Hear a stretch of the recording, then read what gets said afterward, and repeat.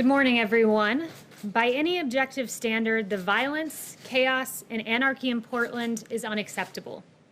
Yet Democrats continue to put politics above peace while this president seeks to restore law and order. Governor Kate Brown, a Democrat governor of Oregon, said that the president should, quote, stop playing politics, called law enforcement officers secret police, and likened it to, quote, a dictatorship. The governor also called on the president to get his officers off the streets.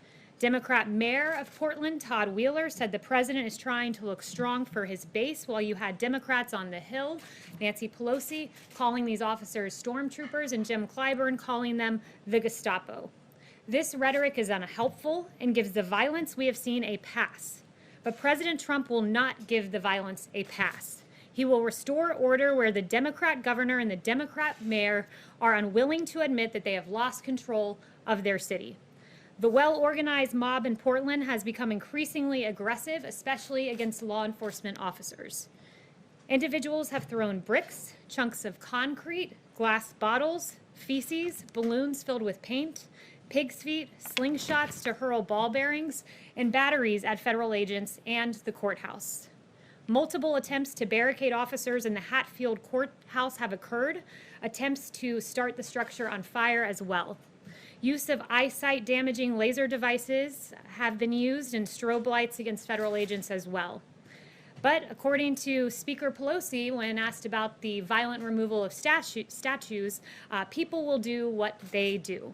The Trump administration urges state and local officials to work cooperatively to restore law and order. Operation Legend is a great example of this. At the governor's request, we went into Kansas City and surged the area with federal assets, FBI, DEA, ATF, and U.S. Marshals. This was named after Legend Taliaferro, a 4-year-old young boy who lost his life and was shot in his bed tragically. This has been a successful operation that has been waged in his name, including the arrest of wanted fugitives. Similarly, President Trump is taking action in Portland, even though you have a Democrat mayor and Democrat governor unwilling to work with us in this situation. We are surging resources, along with Secretary Wolf at DHS, and augmenting the Federal Protective Service to safeguard federal property.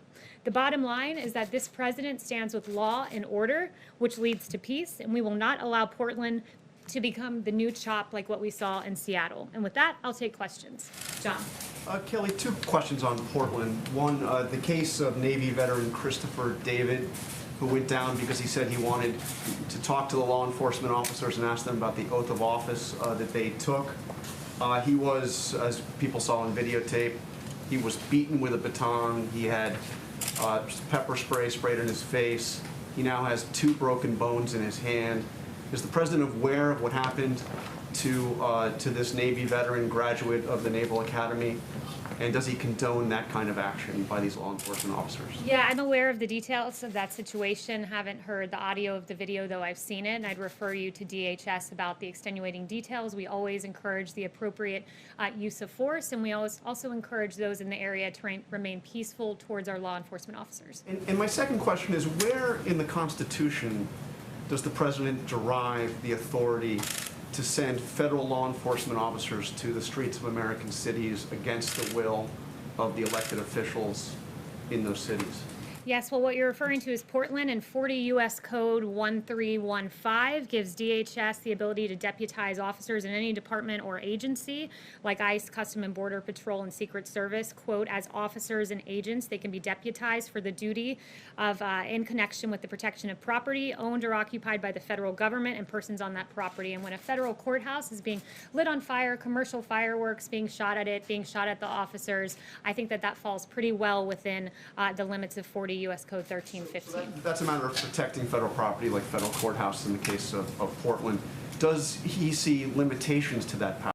How far does that power extend into the streets of the city of Portland? What are there limitations on that? So under that authority to protect a federal property. Under the law, we believe that agents can conduct investigations of crimes committed against federal property or federal officers. And in the case where you have someone shooting off a commercial-grade firework and then running across the street, we don't believe that that extends past our jurisdiction. Yes. Kayleigh, thank you. Yesterday, the president tweeted out an image of himself wearing a mask. He said that wearing a mask is an act of patriotism. No one is more patriotic than him. Then just hours later, he was spotted at the Trump Hotel not wearing a mask. Why did it take him so long, first of all, to be seen wearing a mask in public? And why the mixed messaging on this critical health issue that his own top health officials have said is critical to fighting this pandemic? The president's always been consistent on this, that masks, according to the CDC, are recommended but not required. He has said that he would wear one in the case he couldn't appropriately socially distance, and he wore one and put up the picture on Twitter, as you saw. Think that it's important to lead by example on this issue? Well, the president has led. He's been consistent, even going back to March 31st, when he said, then my feeling is if people want to do it, there's certainly no harm to it. But he hasn't done it, Kayleigh. He hasn't worn a mask. And so it's sending, is it not mixed signals? The president wore a mask in May. The president wore a mask at Walter Reed out of an abundance of caution. But as I've made clear from this podium, the president is the most tested man in America. He's tested more than anyone, multiple times a day. And we believe that he's acting appropriately. Let me ask you about the federal stimulus, if I might. Negotiations are ongoing. Why is the White House blocking Republicans' request for more funding for testing and contact tracing? Senator Roy Blunt saying it just doesn't make sense. I think that's just wrong. So no one is blocking any money from testing. One of the things I would add is that this is an ongoing negotiation. We're just in the early days of that. Currently in federal coffers, we have $10 billion, that's with a B, unspent, that is allocated for testing. And we want to ensure that in phase 4, there is money that is targeted for testing in the way that makes most sense. Republicans say they need that money. Is the president willing to come to the table? We're willing to put in money for targeted testing that makes sense, not just dumping money into a pot that already contains $10 billion. Kayleigh, there's very little support in Congress for a payroll tax cut, but the president keeps pushing for it. Why is that so important to him? How does a payroll tax cut help the 25 million Americans out of work when they're not getting a paycheck?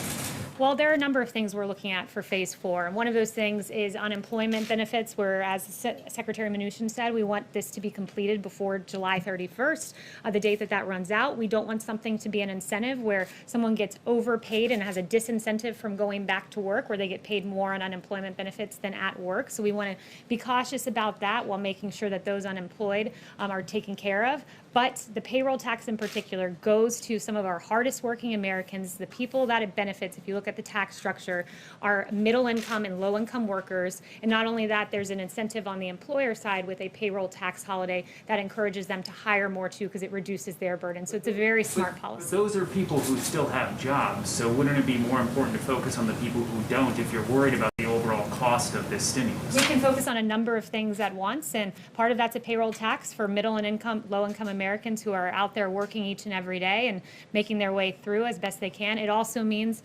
unemployment benefits. It also means direct payments to Americans. So at all of that, and we would like to see all of that. The second question on the briefing today at 5 o'clock, should we expect to see members of the coronavirus task force? Will Dr. Fauci, will Dr. Birx be there? You'll have to tune in to see. Yes. Thank you. On Portland, on sending agents to Portland, as well as plans for Chicago, why are these the right people to send? My understanding, these agents often work on human smuggling, drug trafficking, things like that. Do they have the right skill set, whether it's gun violence in Chicago or quelling unrest in Portland? Well, first, let me add, they haven't been sent to Chicago. These DHS officials are currently in Portland protecting a courthouse. We do believe they're the right individuals for that, as does 40 U.S.C. 1315, the United States Code.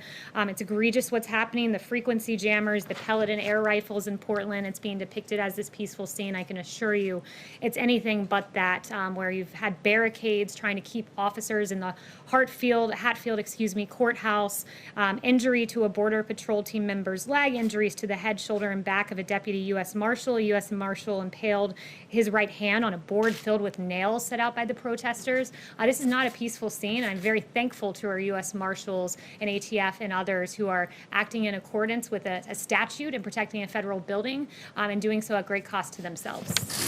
Yes. Thanks, Kayleigh. I have two questions for you on the stimulus. First, since you guys are committed to the payroll tax cut, that seems to be driving up the price tag of the whole package. So is the White House view the $1 trillion figure that's been cited by GOP leaders as a hard cap? Are you willing to sign something that would spend more than that? These are all preliminary discussions, so I'll leave it to the negotiators to decide. The $1 trillion number was cited by Secretary Mnuchin yesterday. But look, this is the beginning stages. We're looking at a number of things, but the president was very clear that he would like to see a payroll tax in there, along with liability protections, tax credits for businesses to bring people back to work and to have safe work environments, and of course, $70 billion for schools to reopen safely, at least $70 billion. And then on the testing piece, what are the long wait times that we're seeing for tests around the country suggest that we do need a massive influx of testing beyond what's unspent, and that the federal government should take more control of the country's testing program? So we do want to see more testing funding, but we want it to be targeted in a way that it gets to the right people who need testing at the right time, not just dumping money into a bucket. So we want more money. We want it to be targeted. But I'm glad you brought up the timing of the testing. I talked to Dr. Birx, and she's very encouraged by the pool testing that's being worked on. You can run 4 to 5 times as many tests in the same period of time by decreasing turnaround times at a minimum of 2/3. So if you took 3 days to get a test result, it goes down to less than 1. If it took 6 days, it goes down to less than 2.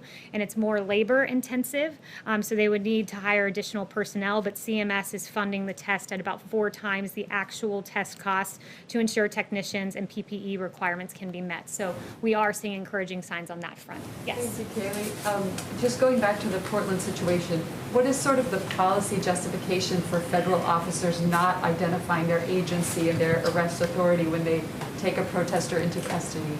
So I've been told by DHS that there is insignia indicating that they're law enforcement. They, in the case you're referencing, did identify themselves to the individual being obtained, but that they don't identify themselves to crowds because it would put them at great risk. And I think you can see that, as I noted, when they're sticking their hands into boards left out by some of the rioters. Yes. Hey, Kayleigh. On June 16th, a little more than a month ago, the White House, via the Vice President, published an op-ed in the Wall Street Journal. The op-ed said that the media has tried to scare the American people about the coronavirus. It talked about low positivity rates and declining case numbers in half of the states. There have been 25,000 additional deaths since that was published. Does the White House still stand by that op-ed? And then just more generally, what happened here at the White House and the administration in the last month when the message was that this was a problem that was on the mend and being addressed, until now with the exploding cases we've seen and 141,000 deaths? Well, the White House has always been very clear-eyed that as we reopen, we would see embers and in some cases fires. We've been very aggressive in addressing that, sent out 19 teams to go to emerging hotspots. Dr. Birx has been to 9 states. She does a lot of extraordinary work on that front. So we've been clear-eyed that as we reopen, we would see embers and sometimes fires, but we're encouraged that when you look at case fatality, for instance, we're below the European Union, we're below the average of the world, and I think that that speaks to our incredible work with therapeutics and our incredible work with testing, 46 million tests. The number 2 in testing in the world is India at 13.79 million.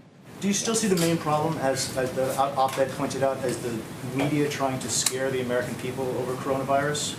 I think in many cases the media has tried to scare the American people. I think there's been a deficit in reporting about the cost of staying shut down, for instance. When you have the fact that the American Cancer Society saying that during the pandemic we saw an 80% drop in cancer cases being identified, there are real costs to a draconian extended shutdown, and you never heard the other side of the health equation. You never heard that mammograms were down by 87% and colonoscopies down by 90% and drug overdoses going up month after month through the lockdown. So it was the right decision to make. The president saved 3 to 4 million lives, but it's important to note the other side of the health equation about what extended lockdowns do to the American people. Yes. Yeah, the president says he wants to send these forces to other cities like Chicago.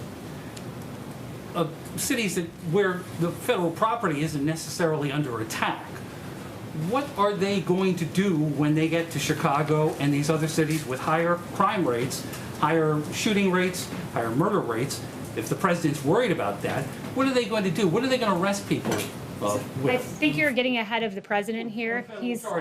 He's made no announcements as to who's going where. He's very discouraged by the violence that he's seen in Chicago. It's why he sent a very strong letter to Mayor Lightfoot offering help because she's clearly unable to control her streets, and the governor as well, unable to control that area. When you see the fact that there were 49 officers who were injured in this egregious video of them being lambasted with rioters with umbrellas shielding from view that they were throwing projectiles and 49 officers injured. Not only that, the poor citizenry of Chicago, where 12 were murdered this weekend, 70 shot alone. It's incredible what we're seeing in Chicago. He's offered his help, and we encourage the mayor to take it and to be forthright about the situation in her state, much like the governor of Missouri was in working with us on Operation Legend to protect the people of Missouri. But the leaders of these cities don't necessarily want unmarked police officers patrolling their streets the way we've seen in Portland, with the premise that they're protecting federal property there.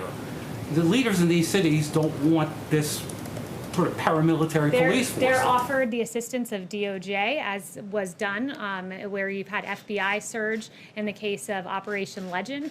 So when you have each weekend more than a dozen people getting shot in your city, perhaps it's time, more than a dozen killed, I should say, and children, perhaps it's time to say, I need the help of the federal government because what I'm doing is simply not working when more people are dying on the streets of Chicago than Afghanistan and Iraq. It's a tragedy. What if they don't say that? Yes, Stephen. Thank you.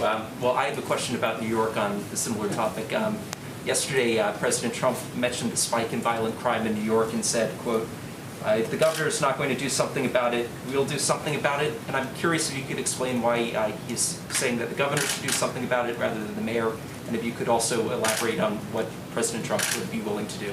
Well, he thinks the mayor and the governor should work together to take control of the streets of New York City, where in some places we've seen 600% surge in violence over last year. So he thinks they should work together. It's ultimately the power of the mayor to enforce and the governor to enforce the police power of their states. That power rests with them, but they can partner with the federal government in the event that they're unable to control the violence in their cities. And that's certainly what we've seen from Mayor de Blasio, who seems to have not a hard time criticizing police officers, but an awfully hard time controlling the streets of New York City. Yes. Hi, Kayleigh. Thanks so much.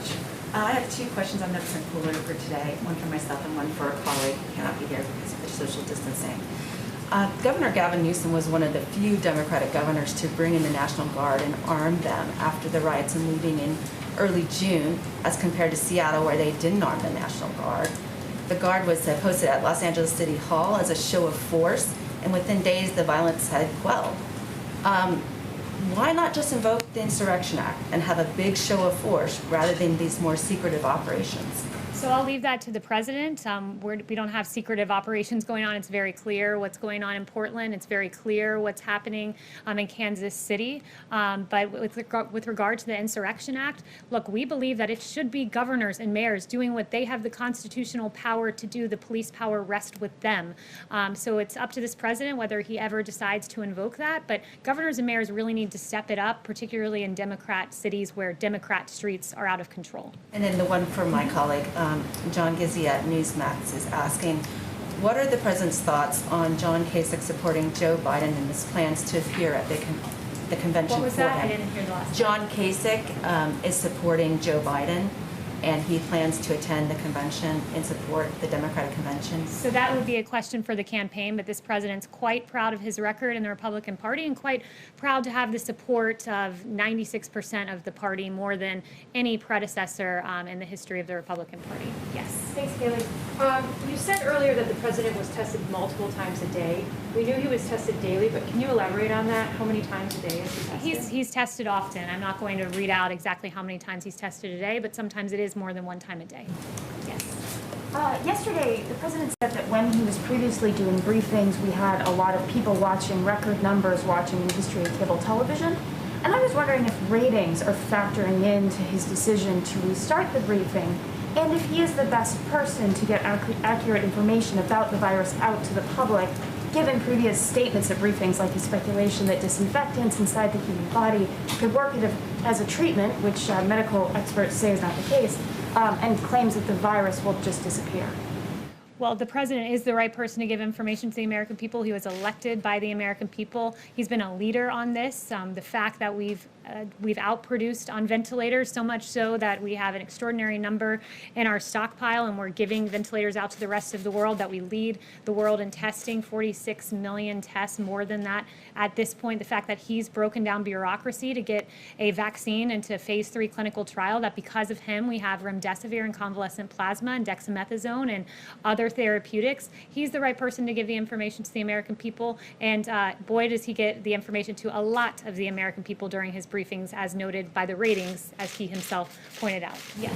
The U.S. Trade Representative is planning additional tariffs against Europe in the old dispute about aerospace subsidies. Is the president committed to impose additional sanctions, considering that Europe would answer with additional sanctions, tariffs as well? So since that's pre-decisional, I won't get ahead on any administration announcements on that front. Yes.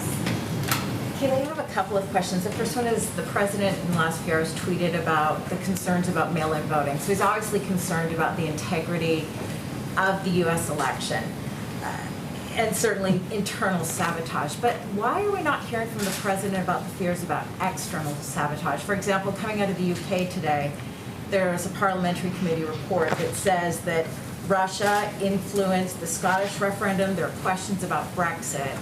But we've really not heard the president put the Kremlin on notice with respect to the U.S. election. Will we hear from him today on that? The president's put the world on notice that our election systems must be secure. This is under this president in 2018. He articulated the first full cyber strategy for the United States since 2003. In 2019, he extended the National Emergency Declaration on Foreign Election Interference. He routinely engages with Congress on election security, participating in at least 26 elections security-specific hearings.